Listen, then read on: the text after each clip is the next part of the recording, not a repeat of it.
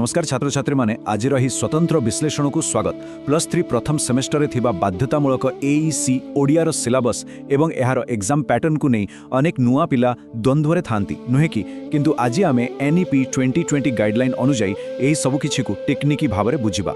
आजिर आलोचना रे आमे मुख्यतः 5टी विषय उपरे नजर पकाइबा। प्रथमे एईसी ओडियार संक्षिप्त विवरणी, तापरे सिलेबस यूनिट गुड़िकर संपूर्ण विश्लेषण, तृतीय परीक्षा नियम और फॉर्मेटिंग, चतुर्थरे विस्तृत मार्किंग स्कीम एवं शेषरे किछि गुरुत्वपूर्ण टिप्स। आसंतु प्रथम विभागरु आरंभ करिबा। बाध्यतामूलक एईसी ओडियार संक्षिप्त विवरणी जहाँकि समस्त स्ट्रीम पाई बाध्यतामूलक अटे। विश्वास करंतु एठारे सबुठारो गुरुत्वपूर्ण कथाटी हेउछि एही 100 नंबर। छात्र छात्री माने आर्ट्स पढ़ंतु, साइंस पढ़ंतु किंबा बटानी बा जूलोजी भली कोनोसी स्पेशल ऑनर्स नहीं थांतु ना काहेकि एही 100 मार्कर विषयटी समस्तंक पाई एकदम कंपलसरी। एथिरे एमिति अनेक नुआ कॉन्सेप्ट अछि जहा हुए तो प्रथमे टिके नुआ लागि पारे, तेणु एहाकु आदौ हालुका भाबे निया जाई पारिबो नाही। वर्तमान द्वितीय विभाग को जिबा।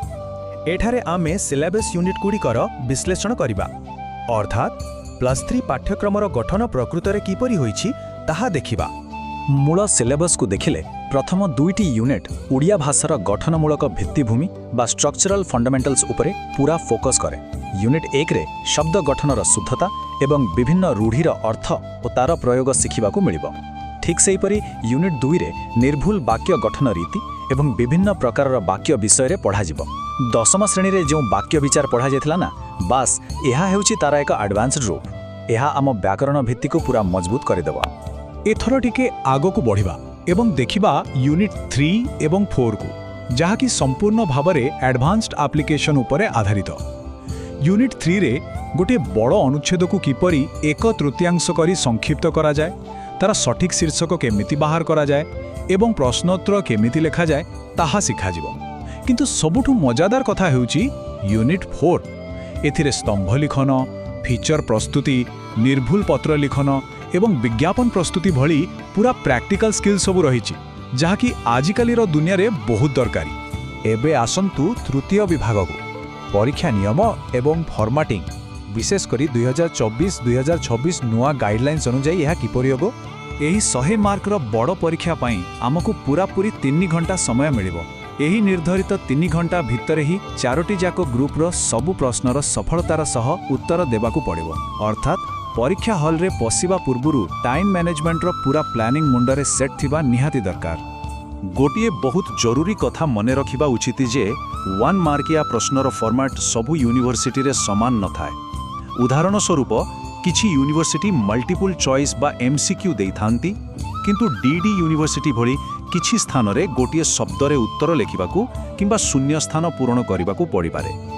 तेणु निज निज यूनिवर्सिटीर रूल प्रति टिके अलर्ट रहिबा आवश्यक। वर्तमान चतुर्थ विभाग विस्तृत मार्किंग स्कीम। आसंतु एही गणितर विश्लेषण करी मार्क वितरण प्रकृतरे किपरि होइछि ताहा बुझि नेबा। एही मार्किंग स्कीम को टिके ध्यान दे देखंतु। ग्रुप क रे 10टी प्रश्न रहिबो, उत्तर गोटिए शब्द बा वाक्य रे देबाकू हेबो, जहार मूल्य 10 मार्क। ग्रुप ख रे 9टी प्रश्न, जहार शब्द सीमा 50 शब्द एवं मोड 18 मार्क। तापरे आसुछि ग्रुप ग, जेउथिरे 10टी रु 18टी प्रश्नर उत्तर 250 शब्द भितरे देबाकू पड़िबो, अर्थात मोट 40 मार्क। एवं शेषरे ग्रुप घ, जेउथिरे 6टी रु 4टी बड़ प्रश्न बाछिबाकू हेबो, जहार उत्तर 800 शब्द रे देबाकू हेबो, मोट 32 मार्क। देखिले तो किपरि 50 शब्द रु सीधा 800 शब्द पर्यंत एक लंबा यात्रा रहिछि। एही चार्ट रु गुटिए कथा पूरा स्पष्ट जे ग्रुप ग एवं घ मिसी मोट 12 हातर मार्क नहीं जाउछंती। एहा होउछि सिंह भाग।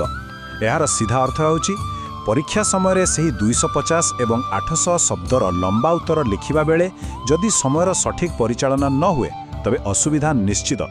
तेणु स्पीड आ एक्यूरेसी उभय उपरे आमको एबेठु काम करियाको पड़िबो। आमे एबे शेष पर्याय रे पहुंची गलुनी। पंचम विभाग शेष कथा एवं सब्सक्रिप्शन। आसंतु देखिबा एही सिलेबस को आयत्त करिबा पई प्रस्तुति किपरि हेबा दरकार। एबे समस्तंक मानरे गोटे बड़ प्रश्न उठुथिबो, प्रथम सेमिस्टर रे जेमिति कोनोसी बैकलॉग न लागे सेथिपई केउ एडवांस्ड सिलेबस यूनिट उपरे तुरंत ध्यान देबा उचित। प्रकृति रे कहिबाकू गले सही नुआ लेखा कौशल गुड़िक उपरे अधिक फोकस करिबा दरकार।